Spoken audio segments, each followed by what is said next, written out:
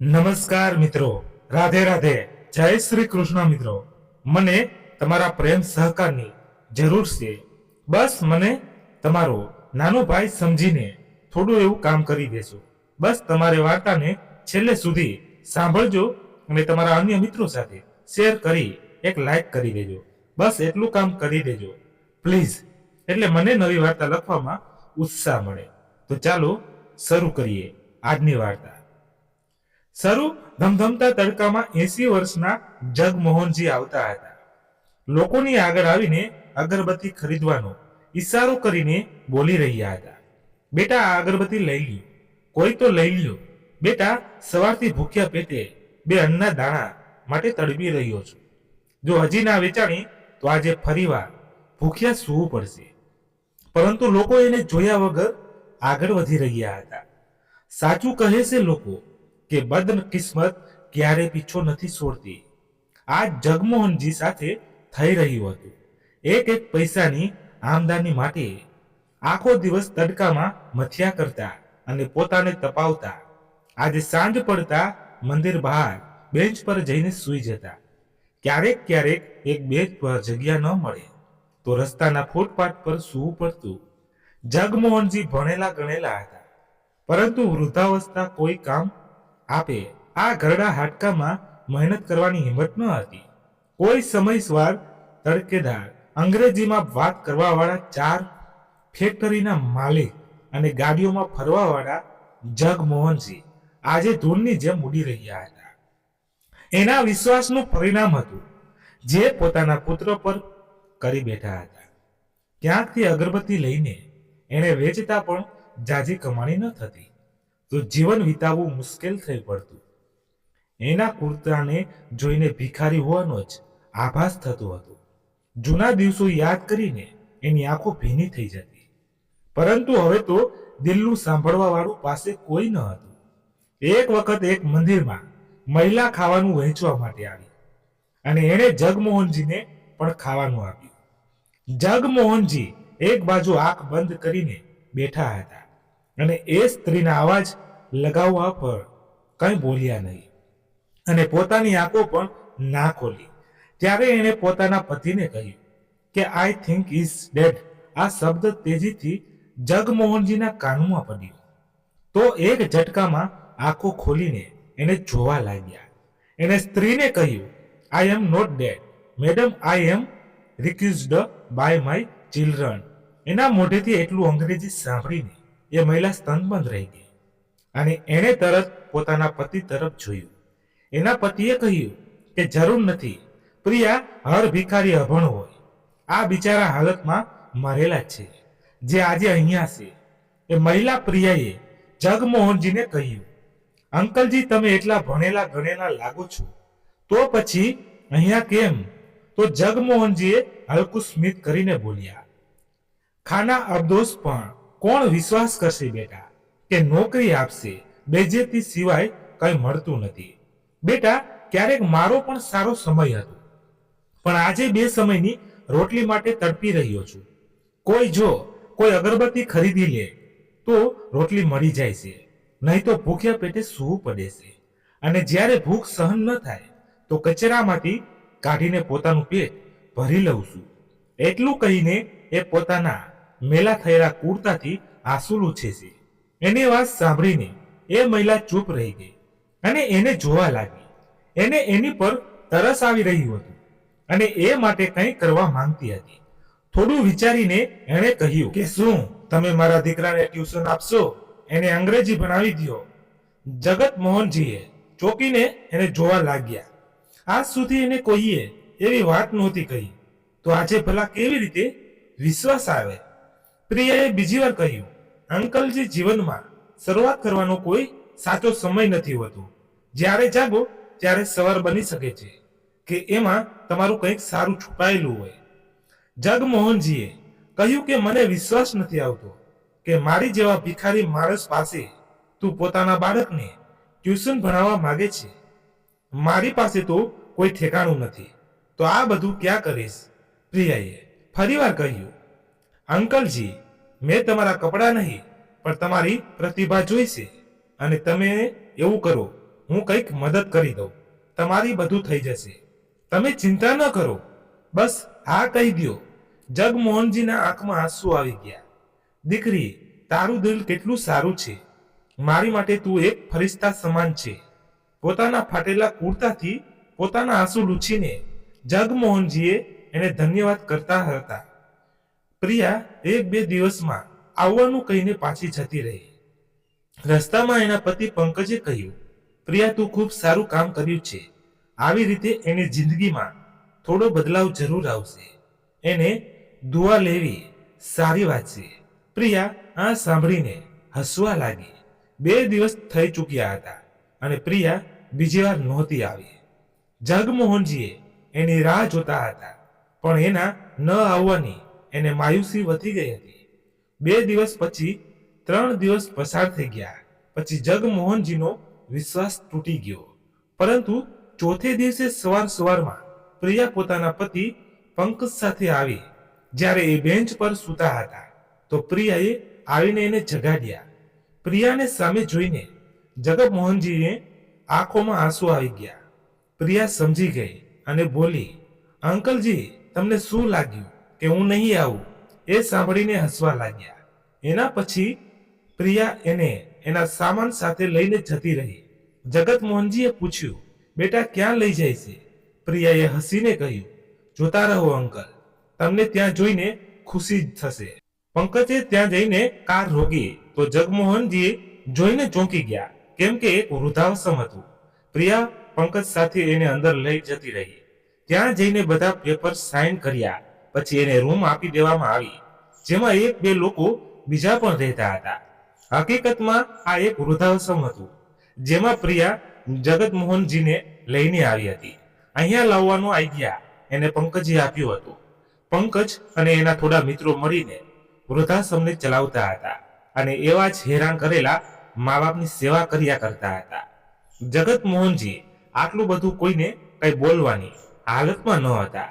ત્યાં જઈને જ એને નવડાવ્યા અને પહેરવા માટે સાફ કપડાં આપ્યા.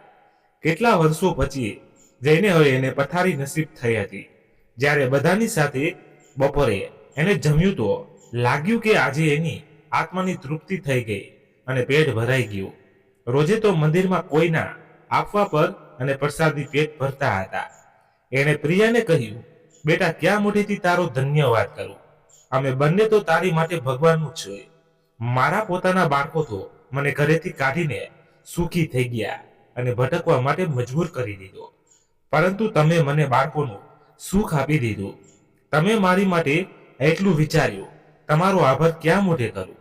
જગતમોહનજીનું રોવાનું જોઈને પ્રિયા અને પંકજ એને શાંત કરાવવા લાગ્યા અને કહ્યું, અંકલજી, હવે તમે ચિંતા ન કરો, હવે બધું સારું થઈ જશે. આટલું કહીને ત્યાંથી પ્રિયા અને પંકજ આવી ચૂક્યા હતા અને જગતમોહનજી મનમાં ને મનમાં વારે વારે પ્રિયાને ધન્યવાદ કરતા હતા. એણે જગતમોહનજીને અહીંયા લાવીને ખૂબ સારું કામ કર્યું હતું. જગતમોહનજી હવે રોજે સવારે અગરબત્તી વહેંચવા પણ નીકળી જતા અને સાંજે વૃદ્ધાશ્રમ પાછા આવી જતા. પ્રિયાએ આશ્રમથી પરમિશન લઈને રોજે એને પોતાની ત્યાં બોલાવવા લાગી, જેનાથી એ થોડી વાર માટે પોતાના દીકરાને ટ્યુશન ભણાવી શકે. હવે જગતમોહનજી રોજે 2 કલાક માટે પ્રિયાના ઘરે જવા લાગ્યા. તેનો પુત્ર જગતમોહનજી સાથે સારી રીતે હળી મળી ગયો હતો અને એ પણ એને મન લગાવીને ભણાવવા લાગ્યા. આ રીતે આ બાજુના બાળકોને ભણાવવાની ઓફર પણ એને મળી ગઈ, જેનાથી ઇન્કમ વધવા લાગી. જગતમોહનજી તમે સારી એવી ઇન્કમ કરવા લાગ્યા હતા, પણ રોજે વૃદ્ધાશ્રમથી આવવા જવામાં એને પરેશાની રહેતી હતી. તો કંઈક વિચારીને પ્રિયાએ એને આઈડિયો આપ્યો, અંકલજી, તમે એક રૂમ ભાડે લઈને ત્યાં ટ્યુશન ભણાવો. તો આ ઉપાય જગતમોહનજીને પસંદ આવ્યો, પણ રૂમ મળવી તો જોઈએ. તો એની જવાબદારી પ્રિયાએ લઈ લીધી અને ઘરની બાજુમાં શોધવા લાગ્યા અને બાજુમાં જ એક રૂમ મળી ગઈ. હવે તો જગતમોહનજી વૃદ્ધાશ્રમથી આવીને ત્યાં ટ્યુશન ભણાવવા લાગ્યા. પ્રિયાએ એક ખૂબ મોટું બોર્ડ એના નામનું બનાવી દીધું, જેનું નામ હતું જીનિયસ ટ્યુશન ક્લાસીસ જગતમોહનથી. બાળકો જલ્દી ઇમ્પ્રેસ થઈ જતા હતા અને એની ભણાવવાની રીત અને જલ્દી સમજમાં આવી ગઈ અને આ રીતે જગત મોહનજીના દિવસો બદલી ગયા. હવે એ એક સારા ટ્યુશન ટીચર બની ગયા, જેનું નામ પોતાના આસપાસ થઈ ગયું હતું. 10મા ધોરણમાં બાળકો પણ એની પાસે આવવા લાગ્યા. તો એણે આશ્રમ છોડી દીધું અને ભાડાના રૂમમાં એકલા રહેવા લાગ્યા. એટલો ખર્ચો હવે એ સ્વયં પોતાને માટે કરી શકતા હતા. ક્યારેક ક્યારેક આશ્રમ જઈને પોતાની સાથીઓને મળી આવતા અને એની માટે ત્યાં થોડા પૈસા પણ આપી આવતા. હવે સમય બદલી ચૂક્યો હતો અને તેનો પૂરો શ્રેય પ્રિયાને આપતા હતા. હવે ખૂબ બાળકો ભણવા આવતા હતા અને જગત મોહનજીને ભણાવવામાં પણ આનંદ આવતો હતો. ઇંગ્લિશ ક્લાસથી એનું નામ થઈ ગયું હતું. એક વખત એના ફોનની રિંગ વાગી, પણ જ્યારે ફોન ઉપાડીને એણે હેલ્લો કહ્યું તો પહેલીથી બાજુથી પ્રિયાનો અવાજ આવ્યો. હેલો અંકલજી, આજે રવિવાર છે અને મેં છોલે ભટુરે બનાવ્યા છે, તમારી માટે લઈને આવું છું. પ્રિયા ત્યાં જ બારમાં પહોંચી ગઈ ચૂકી હતી અને એક બેન્ચ પૂરી થયા પછી જગત મોહનજીએ પ્રિયાનું લાવેલું ભોજન ખાધું અને એની આંખોમાં આંસુ આવી ગયા. એણે કહ્યું, બેટા તું કેટલા મનથી લાવી છે અને આ તે ખૂબ જ સારું બનાવ્યું છે. કેટલા વર્ષો પછી આવું ખાવાનું ખાઈ રહ્યો છું જે મારી પત્ની બનાવ્યા કરતી હતી. એટલું તો પોતાનામાં પણ નથી કરતા જેટલું તું કરે છે. પ્રિયાએ કહ્યું, કઈ વાંધો નહીં અંકલજી, જ્યારે મન કરે જણાવી દેજો, હું બનાવી દઈશ. એના પછી પ્રિયા જતી રહી, પરંતુ પ્રિયાના વ્યવહારે એના દિલમાં જગ્યા બનાવી લીધી હતી અને પોતાના દિવસો યાદ આવવા લાગ્યા અને એ આંખો બંધ કરીને પોતાની યાદોમાં ખોવાઈ ગયા. એ સમયમાં પહોંચી ગયા જ્યારે એની પત્નીનું અવસાન થઈ ગયું હતું. અવસાન થયાના 3 દિવસ જ થયા હતા જ્યારે એના પુત્ર વધુ આપસમાં વાત કરી રહ્યા હતા તો સંયોગથી એના કાનોમાં એની વાત પડી, જે વાતને એણે સંભાળી લીધી. આરતી અમિતને કહી રહી હતી, અમિત, પપ્પાનું ધ્યાન કોણ રાખશે? તું તો દિવસભર રહીશ નહીં, પપ્પાનું કામ કોણ કરશે? મારી પણ સાહેબ છે, મારે પણ ક્યાંક જવાનું હોય છે. અમિતે સાંભળીને કહ્યું, હું પણ એ જ વિચારી રહ્યો છું, કંઈક તો આઈડિયો શોધવો પડશે. આરતીએ ઝડપથી કહ્યું, જલ્દી આઈડિયા શોધ, નહીં તો હું ઘર છોડીને જતી રહીશ. અમિતે એને મનાવતા કહ્યું, ઓકે બાબા, ચિંતા ન કર, હું વિચારું છું. આવી આપસની વાત સાંભળીને હવે તો જગત મોહનજીને એટલું સમજમાં આવી ગયું હતું કે હવે એની સાથે ક્યારે શું થાય કંઈ નક્કી ન કહી શકાય. પરંતુ તો પણ એને સમય પર છોડી દીધું, કેમ કે પોતાના પુત્ર પર વિશ્વાસ હતો. ધીરે ધીરે કરીને 13મું થઈ ગયું અને બધા મહેમાનો જઈ ચૂક્યા હતા. હવે ઘરમાં દિવસભર આરતી અને જગત મોહનજી રહેતા હતા. અમિત સાંજ સુધી ઓફિસમાં જ રહેતા, પણ જ્યારે પાછો આવતો હતો આરતી એ જ વાત કર્યા કરતી. આરતી જગત મોહનજી સાથે ક્યારેય સારી રીતે વાત નહોતી કરતી અને ઊંધા જવાબ આપવા એની આદત બની ગઈ હતી.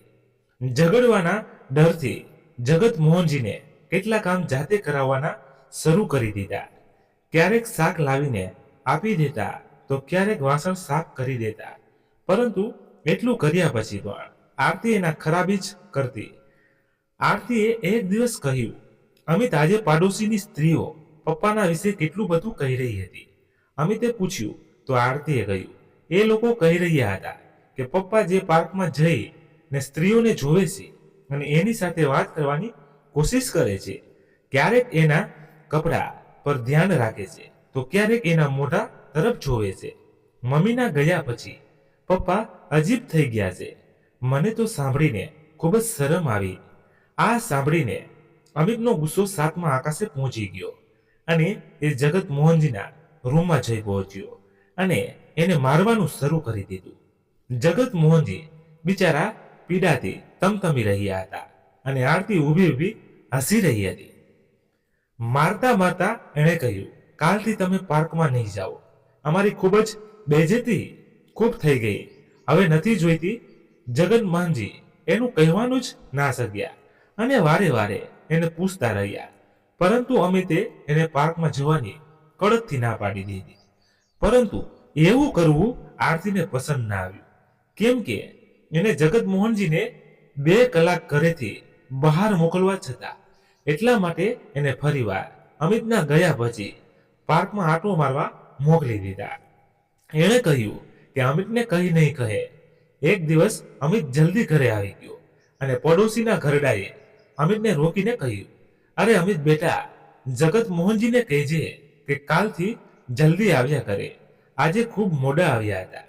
આ સાંભળીને અમિત ઘરે આગ બબૂલા થઈને પહોંચ્યો અને જઈને પોતાના પપ્પા પર ભડકી ભર્યો. એના પહેલા કે જગતમોહનજી આરતીનું નામ લે, આરતીએ એની પહેલા આરતીએ આવીને કહી દીધું કે અમિત, મેં કેટલી ના પાડી હતી તો પણ પપ્પા ના માન્યા. કોણ જાણે કોણે જોવા જાય છે. અમિતનો ગુસ્સો અને આરતીનું ખોટું જગતમોહનજી જોતા રહી ગયા. એના મોઢેથી એક શબ્દ પણ ના નીકળ્યો અને એને ચૂપ રહેવું જ ઉચિત સમજ્યું. આ રીતે આરતીની હિંમત વધી ગઈ. એ ઘણીવાર આવું ખોટું બોલીને અમિતને એની સામે લડવા માટે ઊભો કરી દેતી. જગતમોહનજી મનમાં ને મનમાં રોવા લાગતા અને પોતાની હાલત માટે ભગવાનને કોસતા. પરંતુ હવે શું થવાનું હતું? એક દિવસ તો હદ જ થઈ ગઈ. આરતીએ પોતાના સસરા સાથે વાત કરવામાં શબ્દોની મર્યાદા તોડી નાખી અને એણે એવું કહ્યું, જો ઘરડા, અહીં રહેવું હોય તો ચૂપચાપ રહેવું પડશે, ત્યારે જ 2 રોટલી મળશે, નહીં તો મારી પાસે બીજા ઘણા રસ્તા છે. પુત્રવધુના આવા શબ્દો સાંભળવામાં એની માટે ખૂબ જ મુશ્કેલી કામ હતું. પરંતુ એની સભ્યતા એ ન હતી કે પોતાની પુત્રવધુ સાથે એવા શબ્દોમાં જ વાત કરે. એટલા માટે એ ચૂપ રહ્યા. પરંતુ પોતાની હદથી વધારે ખરાબ થતી હાલત જોઈને એ ભગવાનને પોતાની પાસે બોલાવવાની પ્રાર્થના કર્યા કરતા. એના પર પણ આરતી કહેતી, ભગવાન એટલી જલ્દી થોડી બોલાવશે તને ઘરડા, હજી તો અમારી છાતી પર તારે હજી મગ દળવા છે. જગમોહનજી મનમાં કહે છે, હે ભગવાન, આવું સાંભળ્યા પહેલા મને બોલાવી શું કામ ન લીધો? હવે હું મારી મોત જ માંગુ છું. દુઆ પણ ખોલીને નથી માંગતો. એક વખત ખાવામાં મીઠું ઓછું હતું તો જગમોહનજી ઊભા થઈને રસોડામાં મીઠું લેવા માટે જતા રહ્યા અને મીઠાનો ડબ્બો શોધવા લાગ્યા. જેનાથી એક ડબ્બો પડી ગયો અને એમાં પડેલા લાડવા જમીન પર પડી ગયા. અવાજ સાંભળીને આરતી ભાગીને અંદર આવી અને જોઈને આંખો બહાર કાઢીને બોલવા લાગી અને કહ્યું, તો આ લાડવા ચોરી કરી રહ્યા છો? અમિતને કહીશ કે તારો બાપ કેવી રીતે ચોરી કરે છે? પકવાન આના મોઢે કેવી રીતે લાગે છે? જગમોહનજીએ કહ્યું, નહીં બેટા, હું મીઠું લેવા માટે આવ્યો હતો. શાકમાં જરા મીઠું ઓછું લાગ્યું તો લેવા માટે આવી ગયો. આરતીના શબ્દો જગતમોહનજીની વાત સાંભળીને વધારે કડવા થઈ ગયા અને એણે કહ્યું, અચ્છા, તો ઘરડાને મારી રસોઈમાં મીઠું પણ ઓછું લાગવા લાગ્યું. એના નખરા તો જુઓ, ઓછા નથી, પરંતુ મીઠાઈ માટે ખોટું પણ બોલવા લાગ્યા. નહીં કામનો નહીં કાજનો, ખાલી દુશ્મન અનાજનો. જગમોહનજીએ કહ્યું, નહીં બેટા, મેં તો જમ્યો પણ નથી. અચ્છા, તો જઈને જોઈ લે મારી રૂમમાં. પરંતુ આરતી હવે સંભાળવાની નહોતી અને એને ગુસ્સામાં એના રૂમમાં જઈને એનું ખાવાનું લઈને બહાર ફેંકી દીધું. તો જગતમોહનજીએ એની આ હરકત જોતા રહી ગયા અને ખૂબ દુઃખી મનથી જઈને બેસી ગયા. આરતીની હરકત આવી હોવા છતાં પણ એ કોઈને નહોતા કહી શકતા. પરંતુ એની પાસે તો કોઈ સાંભળવા વાળું પણ નહોતું. આજે એનું દિલ ખૂબ જ રડી રહ્યું હતું. પરંતુ એ જાણતા હતા કે ભારતી હજી અહીંયા નહીં રૂકે. હમણાં સાંજે અમિતના આવ્યા પછી એના કાન પણ ભરશે અને એ પણ બાપ પર ગુસ્સો કરશે. જ્યારે સાંજે અમિત ઘરે આવ્યો તો એવું જ થયું. આરતીએ જગમોહનજીને વિશે કહેવાનું શરૂ કરી દીધું. અમિત, તારા પપ્પા ચોરી કરે છે. એ તો આજે મેં જોઈ લીધું. હું સમય પર પહોંચી ગઈ તો ખબર પડી ગઈ. એ પણ એણે પણ ખોટું જ કહ્યું. મીઠાઈ ખાવા પર એટલા બહાના બનાવ્યા. અમિત ચૂપચાપ બેઠો રહ્યો અને જગમોહનજી પડદા આડા ચૂપચાપ એની વાતો સાંભળતા રહ્યા. અમિતને કંઈ ન બોલતા જોઈ જગમોહનજીને શાંતિ થઈ અને લાગ્યું કે આજે અમિતને આરતીની વાત પર વિશ્વાસ નથી કર્યો. આ જોઈને એને આજે ખૂબ સારું લાગ્યું બીજે દિવસે રવિવારના કારણે અમિત ઘરે જ હતો. એણે સવારે ઉઠતા જગમોહનજીને કહ્યું, પપ્પા, ક્યાંક જવાનું છે, થોડું ફરીને આવીએ, તમે તૈયાર થઈ જાઓ. જગમોહનજી ખુશી ખુશી નાઈ ધોઈને તૈયાર થઈ ગયા. આજે એને અમિત ખૂબ સારો લાગતો હતો. 10 વાગ્યા સુધીમાં ત્રણેય લોકો ઘરેથી નીકળી ગયા. આજે અમિતે ગાડીમાં એને પોતાની સાથે બેસવા માટે કહ્યું, જેની પર એને આરતી તરફ જોઈને ના પણ પાડી અને કહ્યું, બેટા, પુત્ર વધુને આગળ બેસાડ, હું પાછળ જ ઠીક છું. પરંતુ અમિત માન્યો નહીં અને એને આગળ સીટ પર બેસવું પડ્યું. અમિતનો આ બદલેલો સ્વભાવ એને ખૂબ જ ખુશી આપતો હતો અને આજે ખુશીથી કોઈ જૂનું ગીત પણ ગાઈ રહ્યા હતા. 2 કલાક ગાડી ચલાવ્યા પછી અમિત એને એક મંદિર પર લઈ ગયો, જ્યાં ખૂબ જ ભીડ હતી. લાઈનમાં ઊભા રહેવામાં જગતમોહનજી આગળ હતા અને એ લોકો પાછળ હતા. દર્શન કર્યા પછી જગમોહનજીએ પાછળ ફરીને જોયું તો ત્યાં કોઈ ન હતું. ખૂબ ભીડ હોવાના કારણે 1 કલાક આવતા જતા લોકોને શોધતા રહ્યા, પરંતુ અમિત અને આરતી ત્યાં ન હતા. ધીરે ધીરે સાંજ થઈ ગઈ અને એ દિવસ છુપાવવા લાગ્યો. મંદિરમાં ભીડ ખૂબ ઓછી થઈ અને અત્યાર સુધી એ સમજી ચૂક્યા હતા કે એની સાથે શું થયું હતું. એની પહેલા એ ખુદને ભીડમાં ખોવાયેલા જ માનતા હતા. 2-3 દિવસ અને પછી મહિનો વીતી ગયો, પરંતુ અમિત જોવા પણ ના આવ્યો. આ મંદિર એના શહેરથી દૂર એક ગામડે હતું. ઘરે પાછું કેવી રીતે જવું એ પણ એને નહોતી ખબર અને જવા માટે પૈસા પણ ન હતા. મંદિરની બહાર બેઠા રહ્યા અને કોઈ કંઈ ખાવા માટે આપી દેતો. એને ખાઈને પોતાનું ગુજરાન ચલાવતા હતા.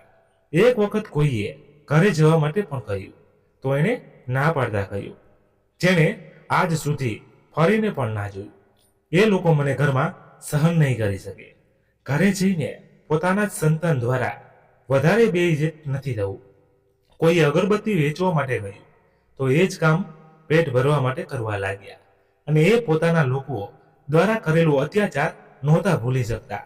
જગમોહનજીના ફોનની રિંગ વાગી તો એણે જેમ ઊંઘથી જાગ્યા અને ફોનની તરફ જોવા લાગ્યા. કોણ જાણે કોનો ફોન હતો, પણ ઘણી વખત લાગ્યો તો ઉપાડી લીધો.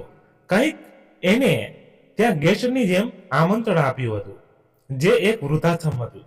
એ માણસે ફોન પર કહ્યું, સર, તમે સમાજ માટે પ્રેરણા છો અને જિંદગી ક્યારેય પણ શરૂ કરી શકાય છે. આ જીવતા દિલને તમે મિસાલ છો. જો તમારે ત્યાં આવીને કંઈક બોલશો તો ઘરડાઓમાં નવો જોશ ભરાઈ જશે. જગતમોહનજીએ કહ્યું કે હું એક સાધારણ માણસ છું અને આ બધું બીજાની મદદનું પરિણામ છે. પણ એ માણસ ના માન્યો અને એણે જગમોહનજીને મનાવી લીધા. 2 દિવસ પછી એને એ જગ્યાએ જવાનું હતું. એના માટે એને પ્રિયા અને પંકજને પણ સાથે જવા માટે કહી દીધું હતું. 2 દિવસ પછી ત્રણેય ત્યાં સમય પર કાર્યક્રમ શરૂ થયા પહેલા પહોંચ્યા હતા. ઘણા લોકો ત્યાં આવેલા હતા અને ઘણા લોકોએ મહેમાન થઈને ત્યાં બોલાવ્યા હતા. બધાની આગળ બેઠેલા જગમોહનજી ખુશ હતા અને પ્રિયાને એની પર ગર્વ થઈ રહ્યો હતો, કેમ કે આ બધું એના કારણે જ થઈ રહ્યું હતું. એ લોકોએ જ જગમોહનજીને નવી જિંદગી આપી હતી. સૌથી પહેલા એને ટ્રેસ પર સન્માનિત કરવા માટે બોલાવ્યા, જેમાંથી બેઠેલા લોકોમાંથી એક માણસને ફૂલ દસ્તો આપવા માટે બોલાવ્યો અને આવતા જોઈને જગમોહનજીનું મોઢું પડી ગયું. સામે આવવા વાળો માણસ એનો પુત્ર અમિત હતો અને સામે દર્શકો માટે બેઠેલી એની પત્ની આરતી પણ એને દેખાઈ ગઈ. અમિત એને એ રીતે સામે જોઈને ઝૂકી ગયો, પરંતુ હવે કંઈ નહોતો કહી શકતો. મન મારીને એ જગમોહનજીને ગુલદસ્તો આપીને પાછો આરતી પાસે આવીને બેસી ગયો અને જગમોહનજી ખુદ પર ગર્વ કરીને ઊભા હતા અને એ બંનેને વાતચીત કરતા પણ જોઈ રહ્યા હતા. જ્યારે એને બોલાવવા માટે કહ્યું તો એણે બોલવાનું શરૂ કર્યું અને કહ્યું, મારી જેવા કેટલા લોકો છે જેને એના જ પોતાના બાળકો રસ્તા પર છોડીને જાય છે, ભેદનો ભાગ બની જાય છે. તમે લોકો પણ એવા જ હશો કે કોઈક અહીંયા સુધી છોડી ગયું હશે, પરંતુ પોતાના સંતાનથી દૂર આ દુનિયામાં સારા લોકો પણ છે જે મારી જેવા માણસને અહીંયા સુધી લઈ આવે છે. ઉંમરના એ પડાવ પર આ બધું મુશ્કેલ હતું, પણ મારો સંયમ એ દિવસ મંદિરમાં ખાવાનું વહેંચવા આવેલી પ્રિયાના આપ્યો હતો. મારો વિશ્વાસ એ છે કે આ દુનિયામાં સારા લોકો પણ છે. આટલું કહીને એને પ્રિયા અને પંકજને સ્ટેજ પર બોલાવી લીધા. બધા લોકોએ એને જોઈને તાળીઓ વગાડી. અમિત આ બધું જોઈને પાણી પાણી થઈ રહ્યું હતું. બોલતા બોલતા વારે વારે જગમોહનજીની નજર એની પર જઈ રહી હતી, પરંતુ એ નજર સોરી લેતો હતો. નજર મેળવવાની એમાં હિંમત જ ન હતી. જગમોહનજીએ પછી આગળ કહ્યું, પોતાની સંતાનને તો હું માફ કરી ચૂક્યો છું, અને એ પણ સાચું છે, એને ભૂલી પણ ગયો છું. જિંદગી શરૂ કરવા માટે બસ વિચાર્યો નહીં, શરૂ થઈ જાઓ, હસો રમો અને આવા સંતાનને બિલકુલ ભૂલી જાઓ. દર્શકની લાઈનમાં બેઠેલો અમિત આજે એવા શબ્દો સાંભળી નહોતો શકતો. જ્યારે પોતાનો વારો આવે છે તો માણસ દૂર ભાગે છે. જ્યારે એના પિતા જગમોહનજી એને બેટા બેટા કહીને થાકતા ન હતા, ત્યારે એના પિતાની કદર ન હતી. અને આજે એના પિતાને સામે આ રીતે જોઈને સ્તનબંધ થઈ ગયો હતો. આજે સામે ઉભેલા જગમોહનજી સાથે નજરો નહોતો મેળવી શકતો. જગમોહનજી સ્ટેજ પરથી ઉતરીને આવ્યા અને બેસી ગયા. કાર્યક્રમ પૂરો થયા પછી લોકોએ એને ઘેરી લીધા. આજે એટલું સન્માન એને મળી રહ્યું હતું. એને જોઈને આરતીની આંખો ફાટી ગઈ. અમિતે આરતીને બહાર જઈને કહ્યું, આરતી, આપણને આવી જગ્યાએ આવવાનો કોઈ હક ન હતો, કેમ કે મેં મારા પિતાને ખુદ રસ્તા પર છોડ્યા છે. આજે મને મારા કર્યા પર પસ્તાવો છે, અને આજે મારી આંખો ખુલી ગઈ. તું માફી નથી માંગતી તો ના માંગ, પણ હું ભગવાન સામે શું મોઢું લઈને જઈશ? અને પપ્પાની માફી માંગવી છે, નહીં તો જિંદગીભર પસ્તાવો રહીશે. આરતી એનું મોઢું જોતી રહી ગઈ. એણે તો એને પોતાના પિતાથી દૂર કરવાના ખૂબ પેતરા કર્યા હતા, પણ આજે બધા ફેલ થઈ ગયા. શર્મિંદા એ પોતે પણ હતી, પણ એ કહી નહોતી શકતી. છેલ્લે ક્યાં મોઢે કહે? અમિતની નજરોમાં પડવા નહોતી માંગતી. જગમોહનજી હજી ચૂક્યા હતા, અને અમિતે એના ગયા પછી એનું એડ્રેસ લઈ લીધું હતું, અને સાંજે ત્યાં જ આરતી સાથે પહોંચી ગયો. અને એની સામે જઈને જગમોહનજીએ કહ્યું, મને ખબર હતી તું આવીશ, પરંતુ મેં ત્યાં જ કહી દીધું હતું કે મેં તને માફ કરી દીધો છે, તો હવે માફી સિવાય બીજું શું લેવા માટે આવ્યો છે? અમિત નજર ઝુકાવીને ઊભો હતો અને આરતી તરફ જોવા લાગ્યો. થોડી વાર પછી આગળ વધીને પગ પકડીને બંનેએ માફી માંગી, પરંતુ જોવામાં આવે તો માફ કરવા માટે જગમોહનજીનું દિલ રાજી ન હતું. એના કારણે એને ખૂબ ખરાબ દિવસો જોયા છે, ખૂબ જ ખરાબ સમય વિતાવ્યો છે, જે ક્યારે પિતાને બેદર્દની જેમ મારતા હતા, જેને ભૂલવું મુશ્કેલ નહીં, નામુમકિન હતું. બંને રોતા રહ્યા, પણ માફી ન મળી. અમિત ખૂબ રોયો અને પગે પડી ગયો, પરંતુ જગમોહનજીએ એક શબ્દ બોલવા પણ સાચો ન લાગ્યો. અમિતે કહ્યું, પપ્પા, મને સાચે ખૂબ પસ્તાવો છે. પોતાનાથી જ આંખો નથી મેળવી શકતો. તમે મને મહેરબાની કરીને માફ કરી દો. પરંતુ અમિત અને આરતી 2 કલાક સુધી બેઠા રહ્યા અને માફી માંગતા રહ્યા, પરંતુ જગમોહનજીએ ટસની મસ ન થયા અને એને જવા માટે કહી દીધું. એણે કહ્યું, તમે બંને જઈ શકો છો. મારો પુત્ર વધુ પંકજ અને પ્રિયા છે, તમે નહીં. એ મારું લોહી તો નથી, પરંતુ એ માણસાઈનો સંબંધ છે. તારાથી સારા તો પારકા છે. તારા જેવા સંતાન હોવા કરતા ન હોવા સારું છે. હવે જાઓ અહીંયાથી. એને બંનેને જવા માટે મજબૂર કર્યા. આજે એ લાયક છે કે એને અમિતના આશ્રયની જરૂર નથી. આજે જગમોહનજી સમાજ માટે પ્રેરણા બની ચૂક્યા હતા. એની હિંમત અને કામ જોઈને સરકારે એને સન્માનિત પણ કર્યા, અને આ બધું પ્રિયા અને પંકજના કારણે થયું હતું. જો સમાજમાં આવા બાળકો હોય તો ઘરડા લોકોની દશા ક્યારેય આવી નથી થતી. મિત્રો, અમિત જેવા પુત્રને માફ કરી દેવા જોઈએ કે નહીં, એના વિશે તમારી શું રાય છે? કોમેન્ટ બોક્સમાં જરૂરથી જણાવજો. મિત્રો, આશા રાખું છું કે વાર્તા ગમી હશે, તો પ્રેમથી એક લાઈક કરી દેજો અને તમારા મિત્રો સુધી શેર કરજો. ધન્યવાદ. ફરી મળીએ નવી વાર્તા સાથે. ત્યાં સુધી તમારા પરિવાર સાથે ખુશખુશાલ રહો. જય હિન્દ, જય ભારત. Thank you. અને મિત્રો, હા, અમારી આ વાર્તામાં ક્યાંય પણ ભૂલ કંઈ હોય તો ચોક્કસ કોમેન્ટ કરીને જણાવજો. અમને આનંદ થશે, અમને અમારી ભૂલ સુધારવાનો અમને મોકો મળશે. Thank you.